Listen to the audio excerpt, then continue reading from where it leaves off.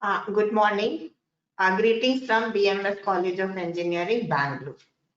This is the second module on convolution sum.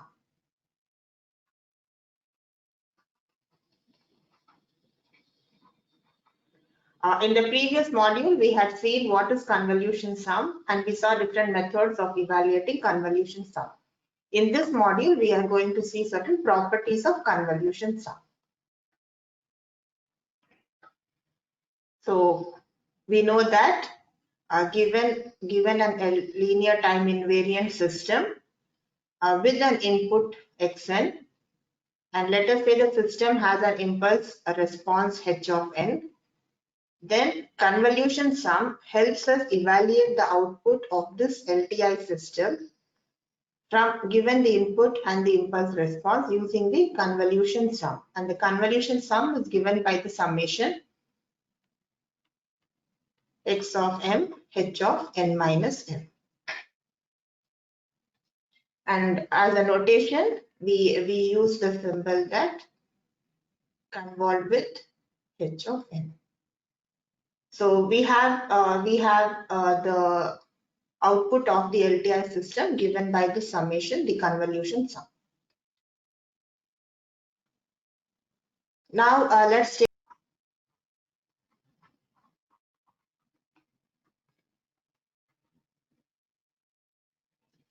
as a first property. Let us see what happens if I convolve any signal convolution with the unit impulse. As a first property, let us see what is the result of convolving any signal with the unit impulse. So if I want to evaluate this convolution, let me call this as say yn. Then I have my yn given by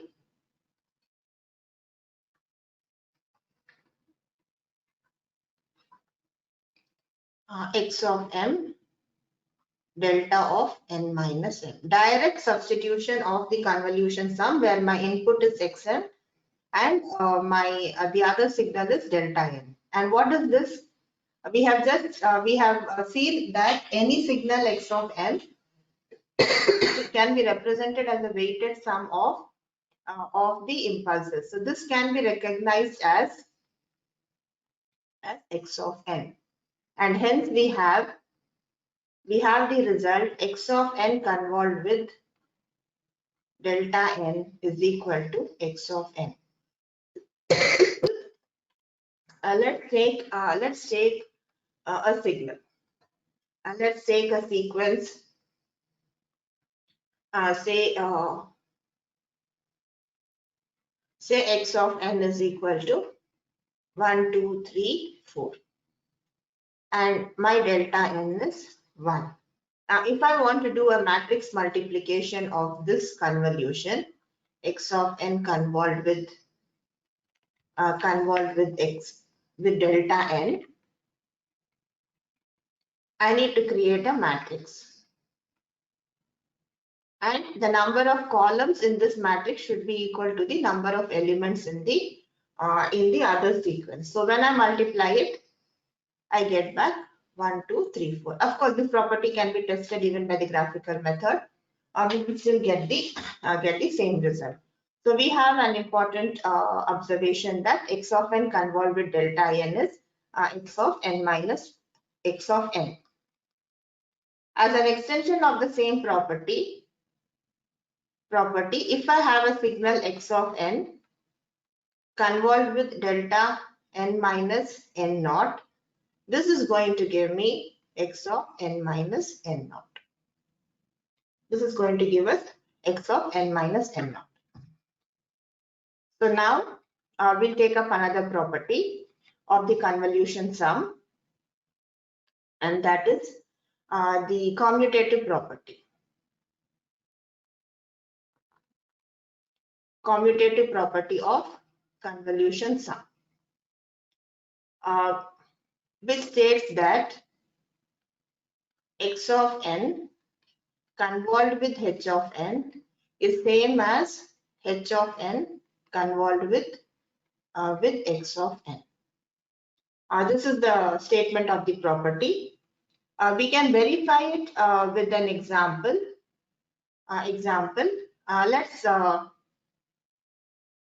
Let's take the sequence, say x of n.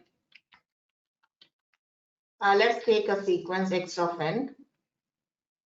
Say x of n is 1, 2, 3, 4, and say h of n is 2, 4, 6.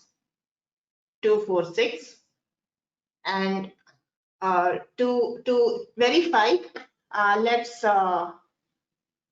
if I need to perform this convolution by say matrix method, I take it say 1, 2, 3, 4, 0, 1, 2, 3, 4, and 0, 0, 1, 2, 3, 4, 0, 0. This multiplied by 2, 4, 6. And let us see what's the result we get. We get this as say 2. This is 4 plus 4, 8. Then 3 2s are 6 plus 8. 8 and 6, 14 plus 6 is 20. Then 4 2s are 8 plus 4 3s are 12. 20. 20 plus 12, 32. 32. Then 4 4s are 16. Plus 6 3s are 18. Then last one is 24.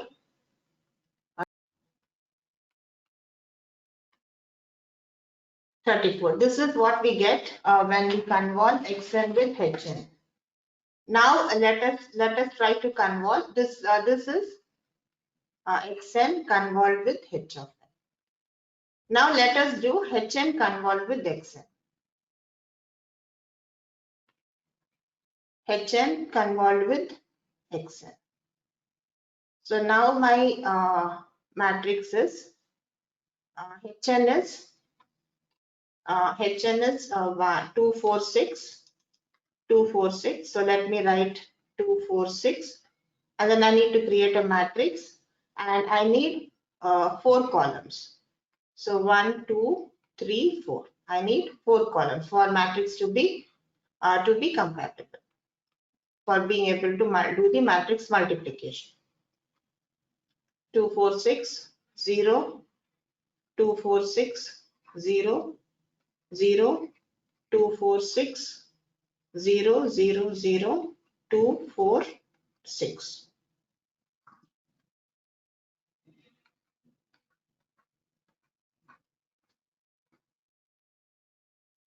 So now let's check whether we get the same result. First multiplication is yes 2, then 4 plus 4, that is 8, then 6 plus 8, 6 and 8 14, plus 12, that is 20. Then we have 6 2s are 12, plus 12, 4 3s are 12, 24, plus 8, that is 32. Then we have 6 3s are 18, plus 16, that is 34. Then 6 4s are 24. So we are trying to verify. We have just taken an arbitrary sequence and just a sample typical sequence and trying to verify. So what we have is the convolution obeys the commutative property. So it does not depend on the order in which we perform the convolution. X of n convolved with hn is same as h of n convolved with xn. So this what is the application of this property? This property directly translates to the equivalent impulse response of two systems in cascade.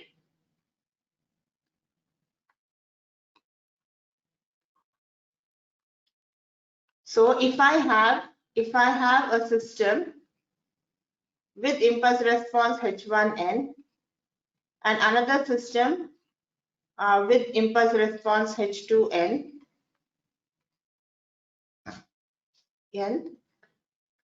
so the order in which I perform the convolution does not matter, and hence this can be represented by an equivalent system with impulse response H of n convolved with H2n. This is the equivalent impulse response of the system, and in addition, I can interchange the order in which they are connected. So I can have this will also have the same equivalent impulse response. So both are identical because H1n convolved with H2n or either way. So the order in which I cascade the systems does not matter. So the order in which two systems are cascaded it does not matter.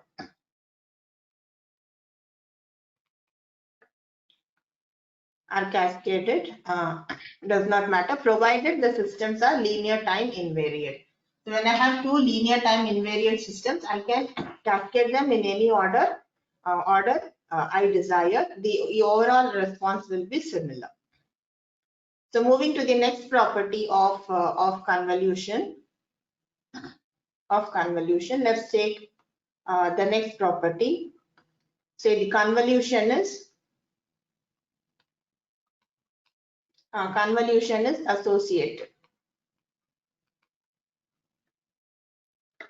What it implies is if I have say x of n convolved with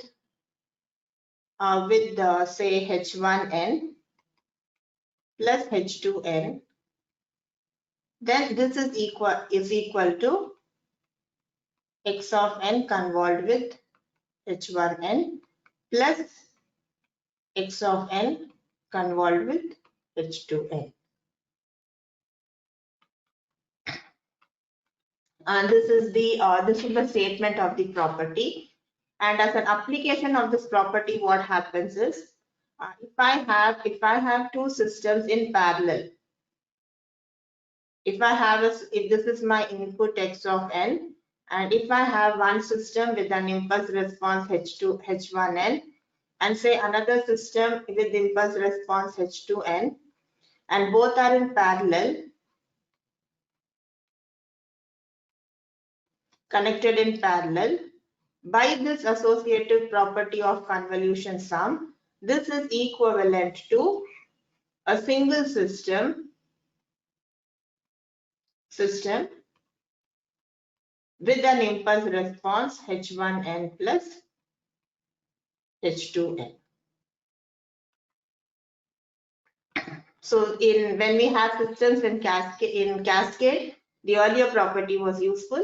When we have systems connected in parallel, this property of impulse response becomes very useful in computing the overall impulse response of the system.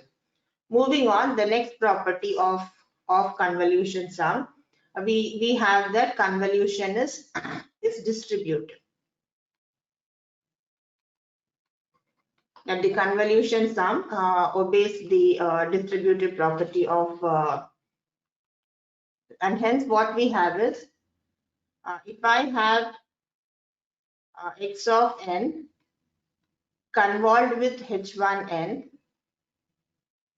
and say they are convolved with say h2n, this is equal to x of n convolved with, so it does not matter where I put the brackets. So I can put my brackets anywhere and still the convolution holds good. So this is the distributive property of convolution sum, and as an application of this property, we have the example of an invertible system. We can use this property for computing the invertible system. So if I have a system x of n n, and let us say it has an impulse response h of n, and it gives an output yn. This is my system. This is my system. Now, if I have an inverse of the system,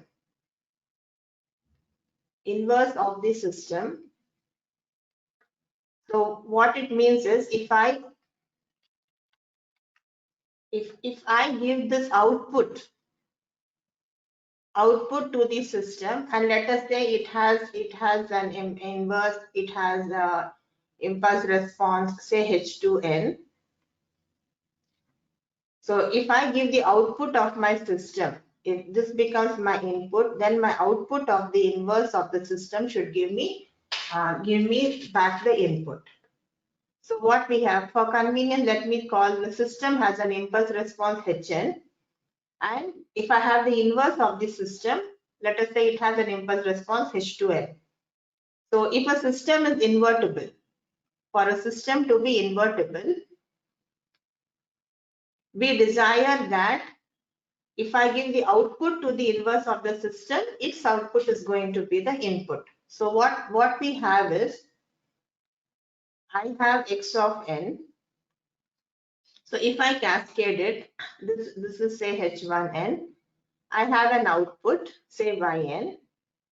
And if I connect it to the inverse of the system, h2n, my final output should be my x of n. So combining all the earlier results that we have seen, what we have is my input is xn, and sorry, I have my first output here, yn. Yn is given by x of n convolved with h1n.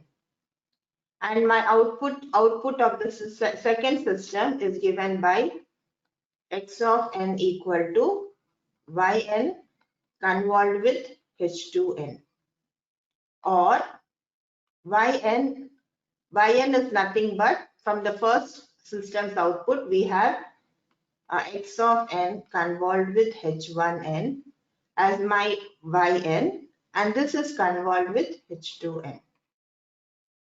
So then what we get is x of n convolved with h1n convolved with h2n.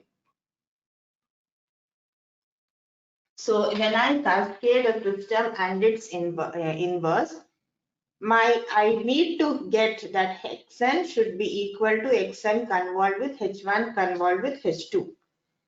So when does this happen? When do I get xn equal to xn convolved with, when I convolve xn with something, I need to get back my xn. This happens only when I convolve with an unit impulse. So what does this imply? This implies that my h1n convolved with h2n should be equal to delta n. Now we have already seen in the previous example that if h1n is of length L, if h2n is of length m, then the convolved sequence is of length L plus m minus 1. And when can I get this result? My delta n is of length 1. Delta n is of length 1. So to get this, I need to have that length of h1n and length of h2m are also of length 1. And hence, a system becomes invertible only if h1n is of length 1, which could be, say, some constant times delta n. Then its inverse is going to be of say 1 by a delta n.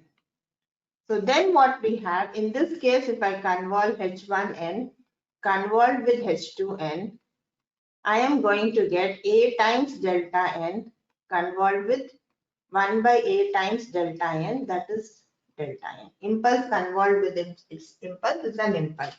So to summarize, a system is invertible. An LTI system is invertible only if its impulse response h of n is of the form some constant times delta n. Otherwise, the system cannot be invertible. And this we are able to arrive at by the distributive property of convolution sum. Moving further, let's take the next property of convolution sum, and that is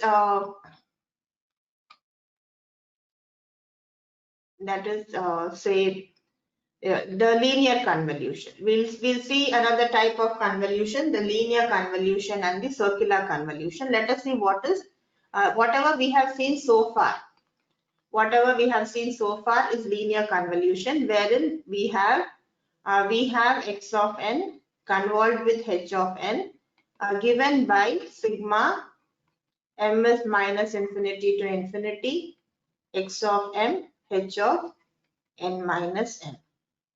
So this is linear convolution, and this is used whenever we have both x of n and h of n being non-periodic signals.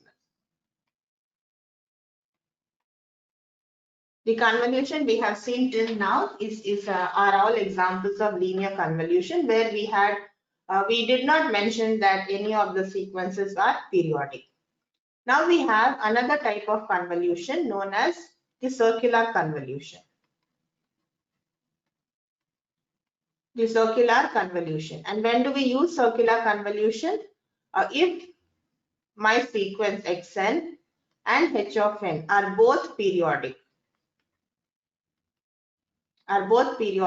with the same period.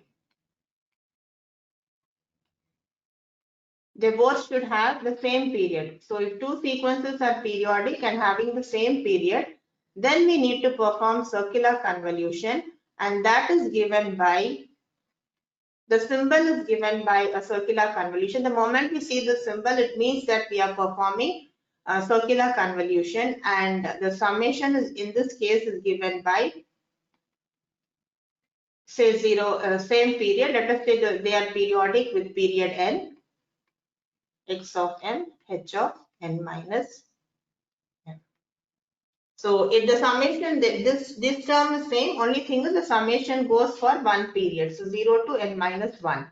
And this is what we have circular convolution as. And when we perform circular convolution, we again get the result of same length. So let us see one method of computing circular convolution as an example. Let us take an example of, say, xn is, let us take, say, 2, 4, 6, 8. A sequence of length 4, and say hn is, say, 1, 3, 5, 7. And let us say they are periodic. Once it is mentioned that the two sequences are periodic, if we need to perform convolution, we have to perform the circular convolution. And let us see how to get the same circular convolution using matrix method.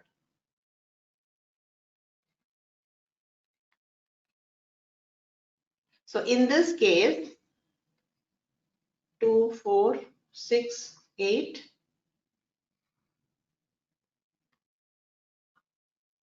1, 3, 5, 7. So now, because it's a circular convolution, once again, for compatibility in multiplication, I need to have 4 columns.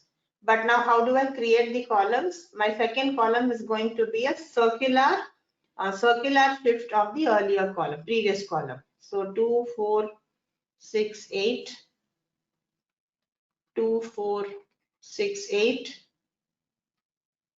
2, 4, 6, 8. And when I do this multiplication, I am going to get the result of circular convolution. So let's take. So this is my let me call this as my convolution matrix. This is what I have typed in the numbers, and let us see, does it look like what we want? we have the matrix. The first column is 2, 4, 6, 8. The second column is 8, 2, 4, 6. Third column, the previous shift of the earlier column, and this is what we have. And to get the result, I need to multiply this matrix. To perform circular convolution, I need to multiply it by the other sequence, which is 1, 3, 5, 7. And I get my result as 84, 92, 84, 60. So this is my result of, I've just taken MATLAB for performing multiplication just to save time. So this is what we have as a circular convolution of the two sequences when the two sequences are periodic. Now suppose the sequences are not periodic. If the sequences are not periodic, then I need to perform linear convolution. Let's take up the linear convolution of the same sequence. Let's just for as an example, as another example, let us take my xn is same, say 2, 4, 6, 8, and my hn is say 1, 3, 5, 7. 1, 3, 5, 7. And if I want to perform a linear convolution, let us say x of n convolved with h of n. I want to perform a linear convolution of this sequence, and let us get the result by MATLAB. So we know how to do a linear convolution.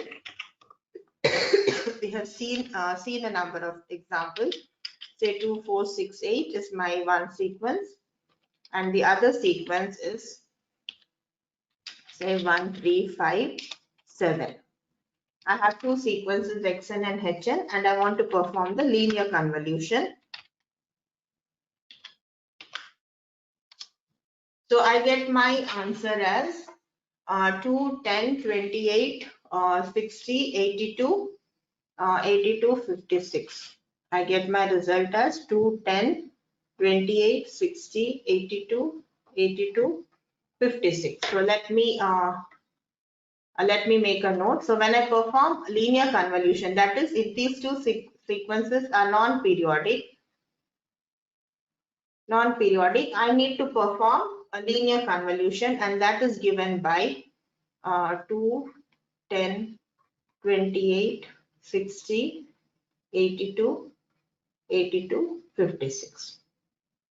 So now, as another property of convolution sum, so we have seen we do linear convolution when the two sequences are non-periodic. We perform circular convolution if the two sequences are periodic. And now, as the next property of convolution sum, we will try to get the result of linear convolution as suitable circular convolution. For example, this becomes an extension of the property. Let us take the property as seventh property. The seventh property of convolution is to get the results of, or to perform linear convolution as a suitable circular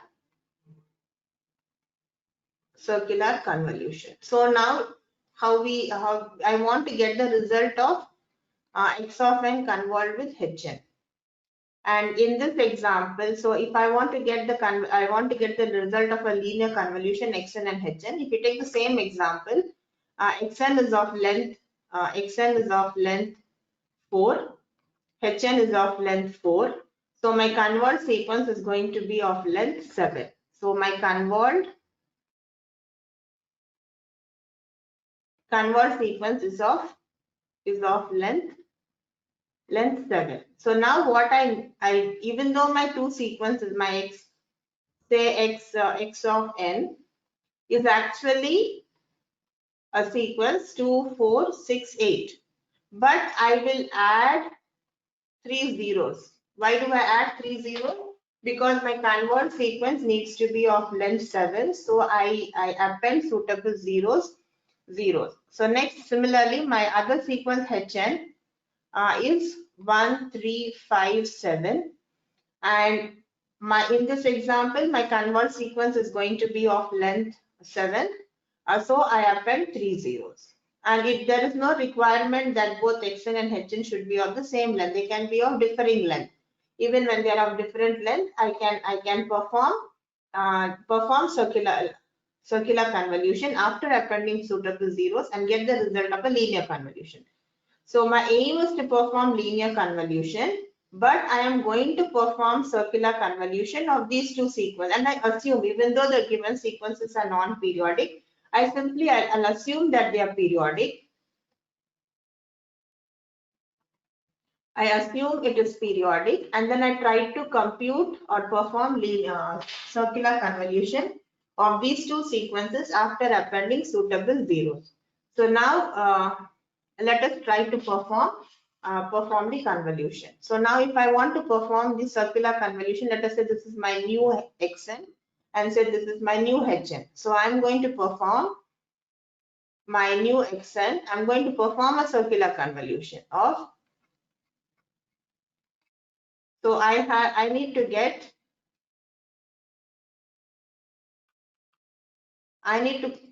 create a matrix of 7 columns.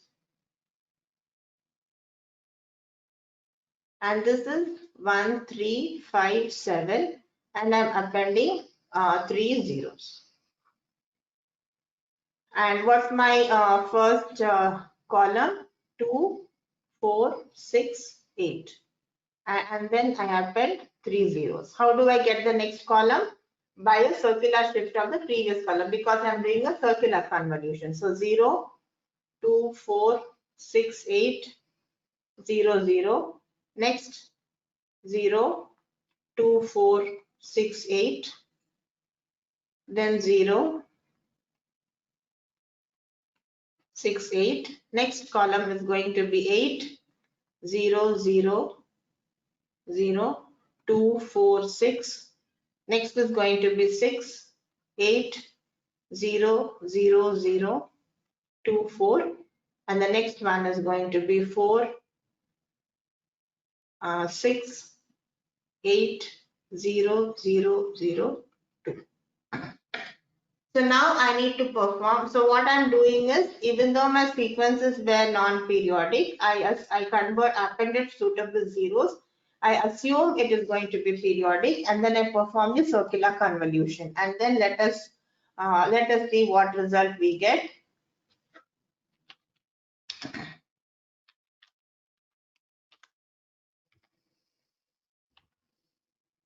So this is what I have. To save time, I have typed in the values. So 2468 0, 0, 2468 00.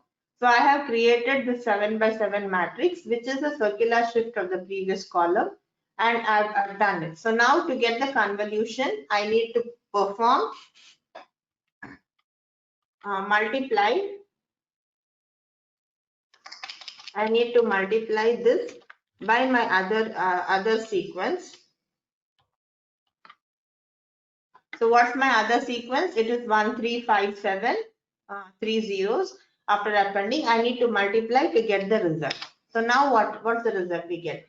See, we have done circular convolution of two sequences, and what's the result we get? Is 2, 10, 28, 60, 82, 82, 56. So I am getting the result as 2, 10, 28, 60, 82, 82, 56. Now, how is this result? Let's compare the result with the earlier. We have done a linear convolution of the same sequence. And see, we did the linear convolution of the same sequence. What was the linear convolution? 2, 10, 28, 60, 82, 82, 56. So what is the observation that we get from this property? We get the we have the observation that we can perform or we can get the results of linear convolution. We can get the results of linear convolution by suitable circular convolution. And what do we mean by suitable circular convolution? We need to ensure that we are making both the sequences of length equal to the length of the convolved sequence, that is L plus M minus 1. And how do we ensure this? By appending suitable zeros. And where does this property becomes useful? So based on this property only, we are able to perform convolution using the DFT IDFT method. That is a result of application of this property of performing linear convolution as a suitable circular convolution. So now as the next property, we have seen I think 6 or 7. So as the next property, we will now take up another example. Convolution of long sequence with one short sequence. So convolution of